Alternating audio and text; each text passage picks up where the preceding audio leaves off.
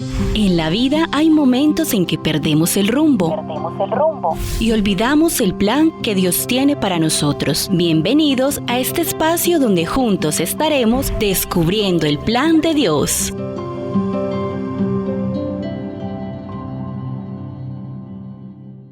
Escuchas Descubriendo el plan de Dios. La pregunta, ¿dónde está Dios en un mundo violento como este?, ha sido abordada desde múltiples disciplinas como la sociología, la psicología y la teología, cada una desde su campo de estudio, pero con enfoques que pueden complementarse. A continuación, te presento cómo estas tres disciplinas humanas abordan esta inquietud profunda y existencial.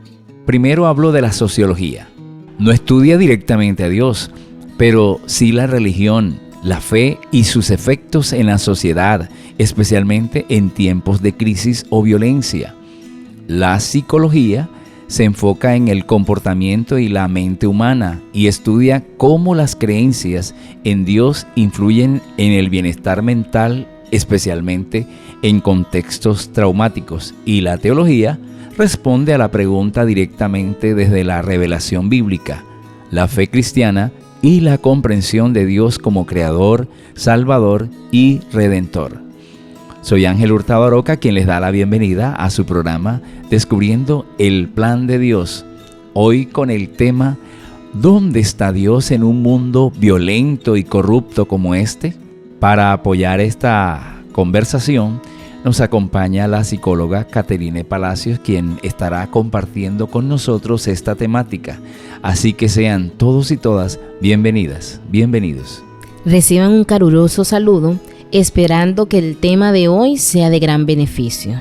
Bueno, y después de esta cálida bienvenida a su programa Descubriendo el Plan de Dios con el tema ¿dónde está Dios en un mundo violento y corrupto como este? Ya entrando en materia, psicóloga Caterine Palacios, le realizo el primer interrogante. ¿Por qué el ser humano se cuestiona cuando pasa un siniestro? ¿Dónde está Dios en un mundo violento como este? Ángel, esta pregunta con la que inicias, ¿dónde está Dios en un mundo violento como este?, es una de las más antiguas que el ser humano se hace, especialmente cuando enfrenta situaciones de dolor, de sufrimiento, se encuentran en medio de guerra, quizás ha sido objeto de abuso o ha visto casos de injusticias o ha visto morir personas inocentes. Indiscutiblemente, este cuestionamiento nace de la existencia de un Dios bueno y poderoso, donde se muestra una realidad de la existencia del mal en este mundo. Caterine, como seres humanos, cuando uno ve tanto dolor e injusticia, puede sentir que Dios está ausente, Dios es indiferente o que Dios no existe. ¿Eso es cierto? No, Ángel. Esta respuesta carece de sentido humano, pero por discernimiento espiritual, Dios no está ausente, ni nunca lo ha estado, sino que Él ha estado presente incluso aún en el dolor, aunque no siempre como esperamos los seres humanos, debido a que Dios, en algunas ocasiones, queremos darle órdenes a Dios para que actúe como nosotros queremos. Caterine, ¿se podría decir con certeza que Dios está con nosotros en medio del sufrimiento humano?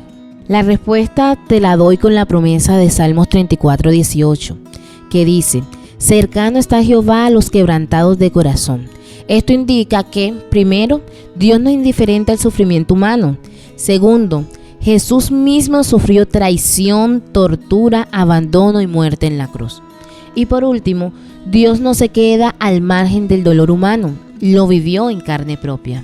Amigos oyentes, aquí traigo un fundamento bíblico de dónde comenzó la maldad del ser humano. En el libro de Génesis, capítulo 6, versículos 5 al 7, dice: y vio Jehová que la maldad de los hombres era mucha en la tierra, y que todo designio de los pensamientos del corazón de ellos era de continuo solamente al mal. Y se arrepintió Jehová de haber hecho hombre en la tierra, y le dolió en su corazón. Y dijo Jehová: raeré de sobre la faz de la tierra a los hombres que he creado, desde el hombre hasta la bestia y hasta el reptil y las aves del cielo, pues me arrepiento de haberlos hecho.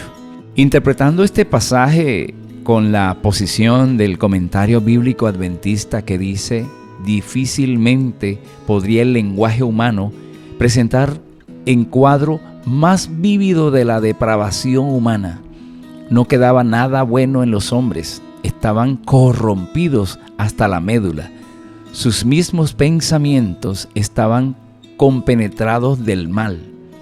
La palabra aquí pensamientos viene de yetzer, que significa invención o formación, y se deriva del verbo inventar, formar, yaxtar.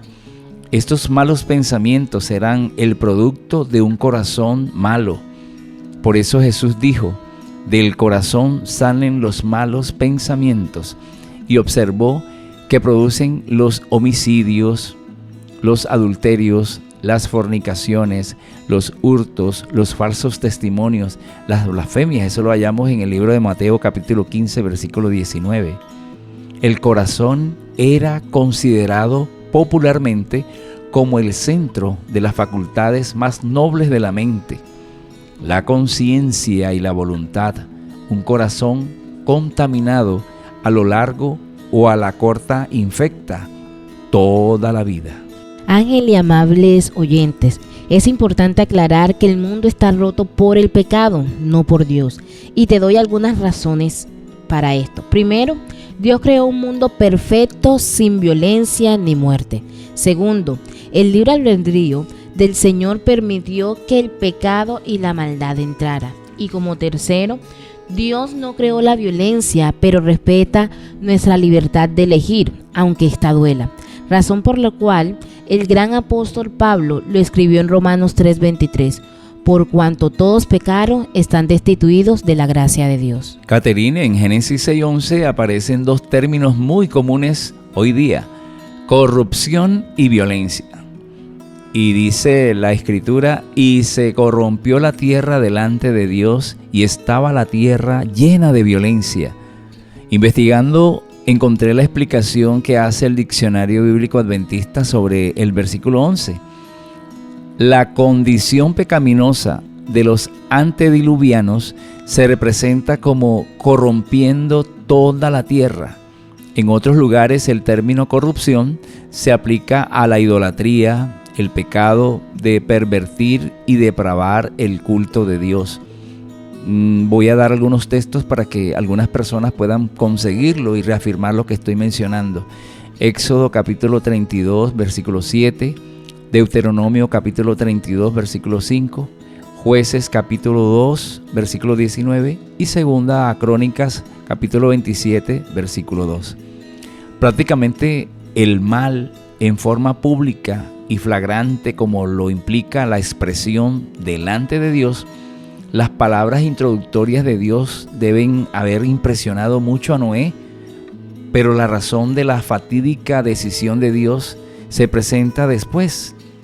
En vez de henchir la tierra con gente que trataría de vivir de acuerdo con la voluntad de Dios, el hombre había llenado la tierra, pero de violencia. Ángel y oyente, ¿sabías que Dios sigue actuando aunque muchos no lo vean? Se preguntarán, ¿cómo así? Pues bien, escuchen cómo Dios actúa hoy en día. Primero, a través de aquellas personas que muestran amor por los demás, aquellos que actúan con el don de servicio, aquellos que se preocupan por ver sanidad y aquellos que luchan por la justicia. Segundo, en cada acto de compasión, en cada oración, en cada misionero, persona médica, maestro o joven cristiano que decide ser luz en este mundo. Y como último, cuando pedimos que su Espíritu Santo siga transformando vidas y restaurando corazones y siguen un puente de esperanza en medio de caos. Oye, Caterine, pero reflexionando en las anteriores respuestas con respecto al tema ¿dónde está Dios en un mundo violento y corrupto como este? En el ámbito espiritual, preguntaría, ¿cuál es el origen de la violencia y la corrupción? Bueno, Ángel, desde una perspectiva espiritual y bíblica, El origen de la violencia y la corrupción no está en Dios, sino en una rebelión espiritual que comenzó antes incluso de la existencia humana. Te lo explico de manera clara y fundamentada. Según la Biblia, la violencia y la corrupción tienen su origen en el corazón de Lucifer, un ser angelical creado perfecto por Dios. Eso lo encontramos en Ezequiel 28 del 15 al 17. Describe a Lucifer como perfecto hasta que se halló maldad en él. También en Isaías 14 del 12 al 14 revela su orgullo y su deseo de exaltarse por encima de Dios. Y este decía: subiré al cielo, en lo alto, junto a las estrellas de Dios, levantaré mi trono. Tercero, Lucifer se rebeló contra el gobierno de Dios y se convirtió en Satanás, el adversario. Fue expulsado del cielo junto con otros ángeles que lo siguieron. Eso lo encontramos en Apocalipsis 12 del 7 al 9. Y por último, esta rebelión introdujo el pecado, la mentira, la envidia y por ende la violencia y la corrupción moral que hoy vemos. Bueno, Caterine, aunque al inicio encontramos en el libro de Génesis capítulo 6, versículo 6 que dice: y se arrepintió Jehová de haber hecho al hombre en la tierra y le dolió en su corazón, haciendo uso del discernimiento humano, pregunto, ¿realmente se arrepintió Dios de haber hecho al ser humano? Bueno, esta frase ha generado muchas preguntas porque parece contradictorio. ¿Cómo puede Dios arrepentirse si es perfecto, omnisciente y no cambia? Aquí te doy una explicación espiritual. Primero, ¿Dios realmente cambia de parecer? No, en ese sentido humano no. La Biblia también afirma que Dios no es hombre para que mienta, ni hijo de hombre para que se arrepienta. Eso lo encontramos en Número 23:19. Y Jehová no cambia, en Malaquías 3:6. Entonces, cuando dice que Dios se arrepintió, no significa que cometió un error o que se contradijo. Es una forma humana de expresar una reacción divina. Segundo, es un lenguaje antropopático. Cuando Dios usa palabras humanas, la Biblia usa lenguajes humanos para describir las emociones o decisiones de Dios, para que podamos entenderla. Esto se llama antropopatía, atribuir emociones humanas a Dios. Cuando dice que Dios se arrepintió, está comunicando que le dolió profundamente el rumbo que la humanidad había tomado. No porque Él no lo supiera de antemano, sino porque Dios sintió dolor real al ver la corrupción, el pecado y la violencia de sus criaturas. Se arrepintió no es remordimiento, sino una expresión de pesar divino. Tercero, ¿qué causó este dolor de Dios? El contexto lo explica. Y vio Jehová que la maldad del hombre era mucha en la tierra, y que todo designio de los pensamientos del corazón de ellos era continuo solamente al mal. La violencia, la injusticia, la corrupción había alcanzado niveles extremos. El corazón humano se había apartado completamente de Dios. Este dolor refleja el profundo amor de Dios por su creación. No fue ira vacía, sino tristeza por el daño que el pecado estaba causando. Cuarto, ¿qué hizo Dios después? Dios decidió limpiar la tierra con el diluvio, preservando la vida mediante Noé, un hombre justo. Esto muestra que Dios, aunque juzga el pecado, también ofrece redención y esperanza. En medio del juicio, Dios salva, así es su carácter justo y misericordioso. Y por último, la aplicación espiritual para el hoy. Dios sigue doliéndose del pecado y la maldad humana que impera hoy, pero su respuesta final no es con el diluvio, sino ir a Jesús tal como estás. Él es la prueba definitiva de que Dios no nos abandona, a pesar de que el pecado entristezca su corazón. Bueno, a nuestros amigos oyentes que quizás hasta aquí han escuchado todas las explicaciones que se han podido dar, la Biblia es muy clara y tiene sus parámetros bien claros y sencillos para el hombre hoy. Cuando se está haciendo esta pregunta que nosotros venimos haciendo hincapié, ¿dónde está Dios en un mundo violento y corrupto como este? Si Dios acabó la tierra en el tiempo de Noé con agua, en esta ocasión nosotros como pregoneros de un mensaje le decimos a un mundo, a todo aquel que nos está escuchando, si antes fue con agua, ahora la destrucción va a ser con fuego. Entonces, mis amigos oyentes, estas sencillas pero profundas explicaciones nos contextualizan con la respuesta a la pregunta: ¿dónde está Dios en un mundo violento y corrupto como este? Porque son expresiones del ser humano cuando suceden siniestros. Y ya concluyendo este segmento, Dios no se arrepintió como un humano que se equivoca. La frase en Génesis 6:6 comunica que, primero, Dios siente dolor por el pecado humano. Dios odia, detesta al pecado, pero ama al pecador.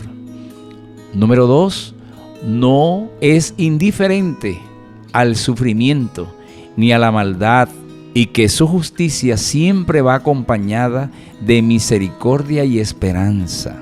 Y tercero, Dios no cambia, pero sí responde al corazón humano.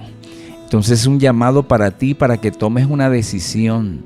Dios es el mismo ayer, hoy y siempre y por la eternidad. Nosotros como seres humanos tomamos la decisión de o vida eterna o muerte eterna. Caterine. Ángel y oyentes, les diré con total seguridad que Dios está con nosotros en medio del sufrimiento humano.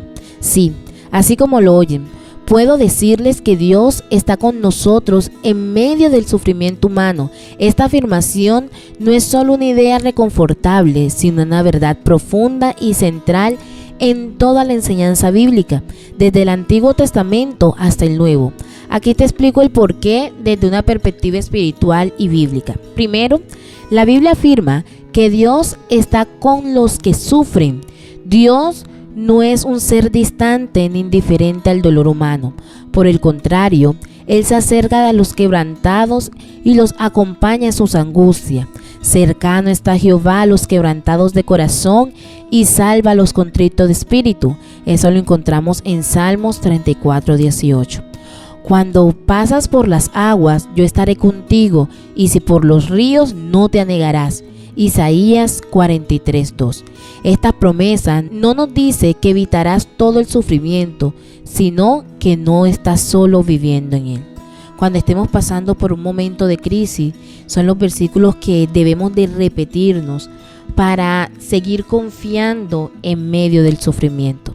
Segundo, Jesús es la prueba definitiva de que Dios está con nosotros en el sufrimiento. El mismo nombre de Jesús es Emmanuel, que significa Dios con nosotros. Jesús no solo se hizo humano, sino que experimentó el dolor humano. Fue traicionado, golpeado, humillado y crucificado. En la cruz, Jesús cargó con todo el sufrimiento y el pecado del mundo. Él entendió el dolor más profundo, porque no tenemos un sumo sacerdote que no pueda compadecerse de nuestras debilidades. Esto está en Hebreos 4:15. Dios no observó el sufrimiento desde lejos, lo ha vivido y lo transformó. Tercero, Dios consuela, fortalece y da propósito en medio del dolor. Dios no siempre quita el sufrimiento inmediatamente, pero sí lo redime. Lo usa para formar carácter, para acercarse a Él y para mostrar su poder en nuestra debilidad. Y este es uno de mis versículos favoritos, 2 Corintios 12:9. Bástate mi gracia, porque mi poder se perfecciona en la debilidad. Por medio del Espíritu Santo, Dios consuela, guía y fortalece en medio de la prueba. Y por último, en el sufrimiento humano, Dios actúa a través de su pueblo. Dios también se manifiesta en la compasión, en el consuelo y en el servicio de los creyentes.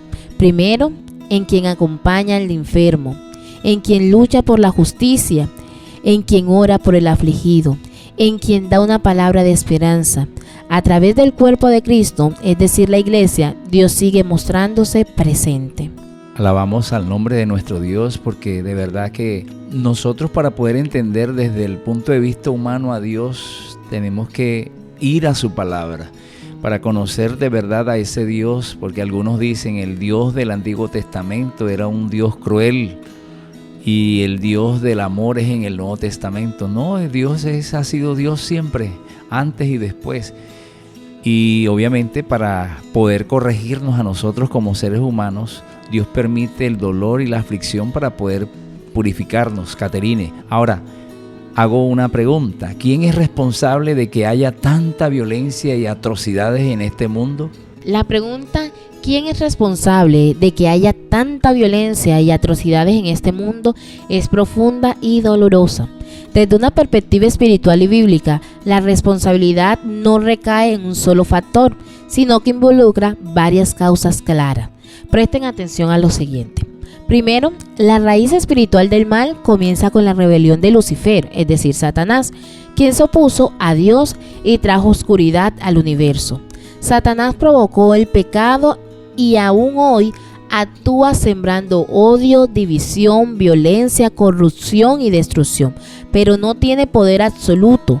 Solo actúa en donde encuentra corazones dispuestos a hacer el mal. Segundo, aunque Satanás influye mucho, cada persona es responsable de sus actos. La violencia, guerras, abusos, injusticias, atrocidades son fruto de decisiones humanas sin temor de Dios y motivadas por el egoísmo, el odio, el orgullo y la ambición. Tercero, cuando una sociedad rechaza a Dios, cambia la verdad por la mentira, glorifica la violencia, aprueba el pecado y pierde la brújula moral.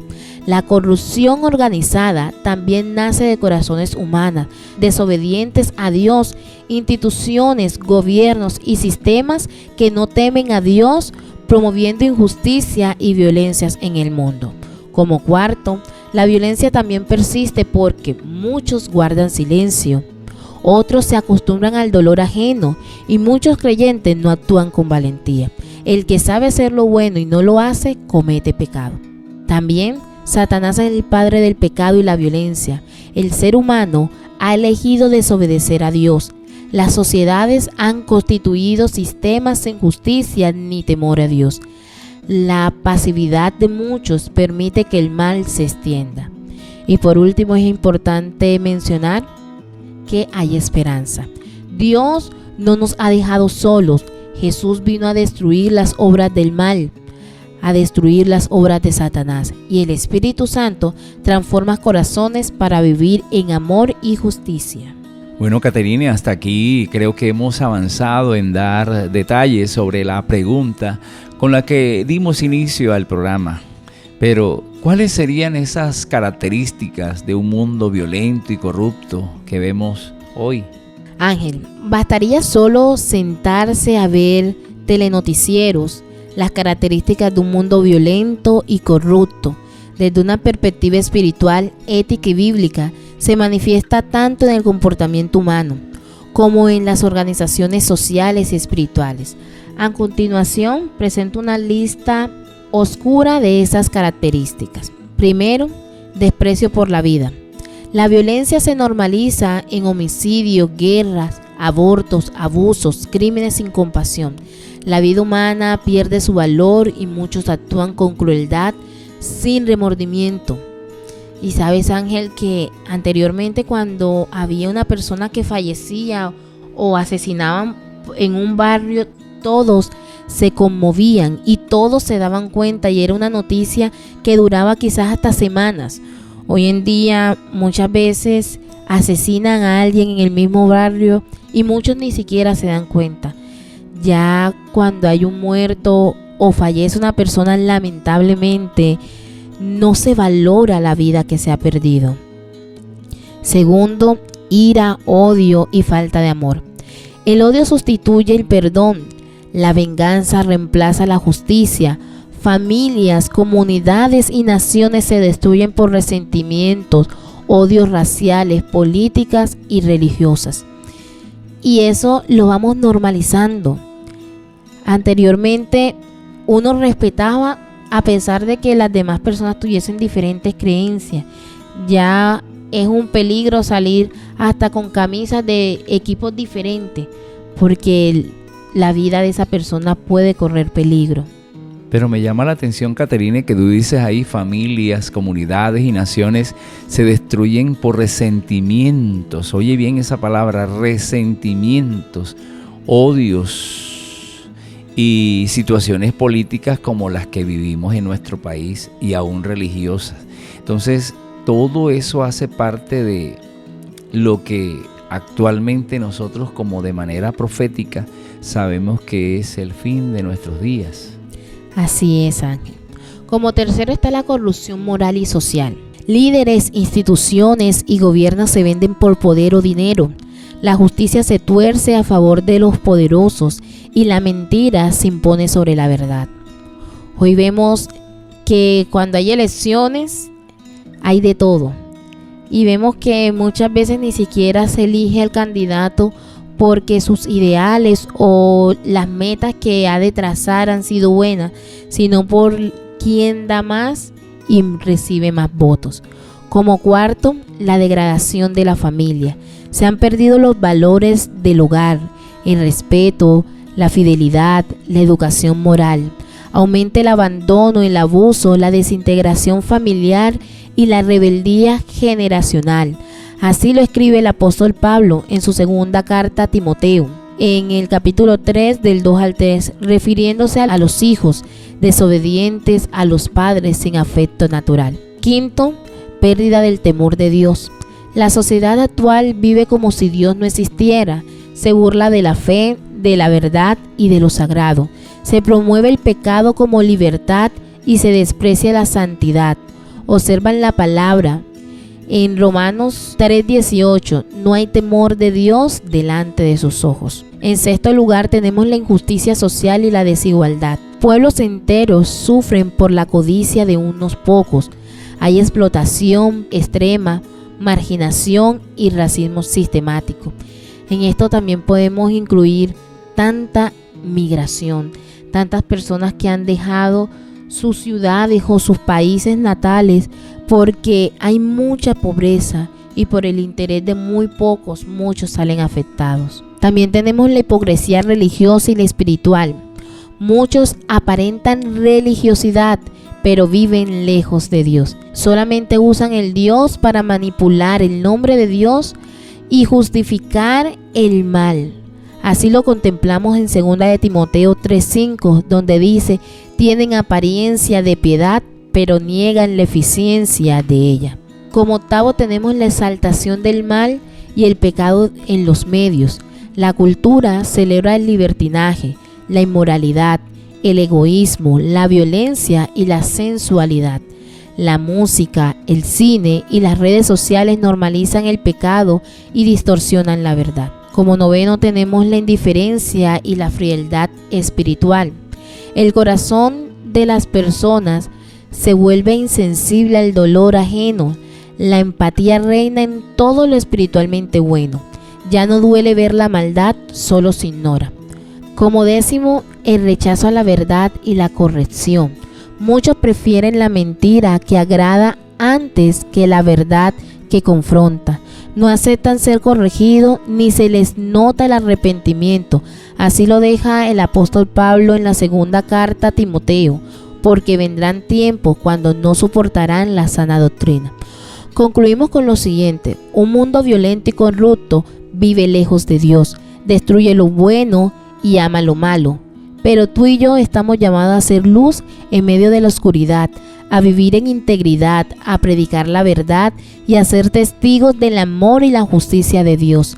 Recordemos la promesa que está en Romanos 12:21. No seas vencido de lo malo, sino vence con el bien el mal. Comparto un estudio realizado sobre los países más violentos del mundo. El ranking se hizo en el 2025 acerca de países más violentos. Y la peor situación, voy a mencionar 3 países con mayor violencia. En primer lugar, Rusia. Segundo, Ucrania. Y tercero, Sudán. Los siguientes países tienen puntajes extremadamente altos, reflejando conflictos intensos o violencia sostenida. Primero, República Democrática del Congo. Estamos hablando de África. Yemen, segundo lugar. Tercero para Afganistán. Cuarto para Siria. quinto para Israel y 6 para Malí. Rusia, Ucrania y Sudán encabezan la lista de países con mayor violencia en lo que va corrido del 2025. Otros países se enfrentan crisis graves, guerras civiles, desplazamientos masivos y crisis humanitarias. Si usted conoce a una persona que requiere ayuda, recomiéndele que escuche nuestro programa y de seguro le hará bien. Bueno, ahora consultamos la opinión en cuanto a este estudio a la psicóloga Caterine Palacios. Este estudio, ¿qué demostró, Caterine? Este estudio muestra que la violencia global sigue aumentando, con varios países enfrentando situaciones extremas de conflicto armado, inestabilidad interna y crisis humanitaria. Rusia, Ucrania y Sudán, los más violentos del planeta en el 2025. Estos 3 países ocupan los últimos lugares del Índice Global de Paz en el 2025, lo que indica que presentan 1. Guerras activas o conflictos armados internos, militarización elevada, violencia política, desplazamiento forzado, represión o colapso del orden civil. Rusia y Ucrania, su conflicto bélico directo está en curso desde el 2022. Ha causado miles de muertes, destrucción de infraestructura y efectos globales. Sudán atraviesa una guerra civil devastadora entre fuerzas militares rivales con violencia étnica y crisis humanitaria. Apreciados oyentes, compartimos con ustedes una promesa en el mejor manual del hombre como es la Biblia, en el libro de Habacuc capítulo 1 versículo 2 al 3. ¿Hasta cuándo, oh Jehová, clamaré y no oirás? Y daré voces a ti a causa de la violencia y no salvarás. ¿Por qué me haces ver iniquidad y haces que vea molestia? Destrucción y violencia delante de mí, y pleito y contienda se levantan. Caterine, ¿qué interpretación podríamos darle a esta hermosa promesa bíblica? Apreciados oyentes, este pasaje expresa el mismo clamor que muchos sienten hoy. El profeta Habacuc, angustiado por la injusticia, se pregunta por qué Dios permite la violencia. Es un lamento honesto que reconoce el dolor humano, pero también da paso a una respuesta divina, que nos enseña: Dios no está ausente, Él escucha el clamor del justo, incluso si parece guardar silencio. La violencia no escapa de su mirada, hay un propósito mayor que a veces no entendemos de inmediato. Dios actúa en su tiempo, no siempre es el nuestro. En medio de la oscuridad, Dios llama a sus hijos a ser justos, tener luz y esperanza. Estamos seguros que nuestra audiencia disfrutó del programa de hoy.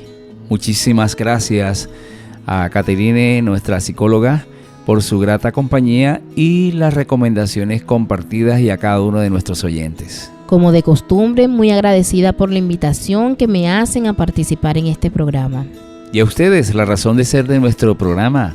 Les agradecemos por estar con nosotros. Recuerden que ustedes allí donde aparece este programa pueden darle like, pueden dejar un comentario y nosotros estaremos leyendo lo que ustedes escriban allí. Recuerden que la cita es a escuchar un tema más en Descubriendo el Plan de Dios. Hasta una próxima ocasión. Bendiciones. Desanimado en tu caminar espiritual, Descubriendo el Plan de Dios. El espacio que te ayuda a encontrar respuestas para tu plan de vida.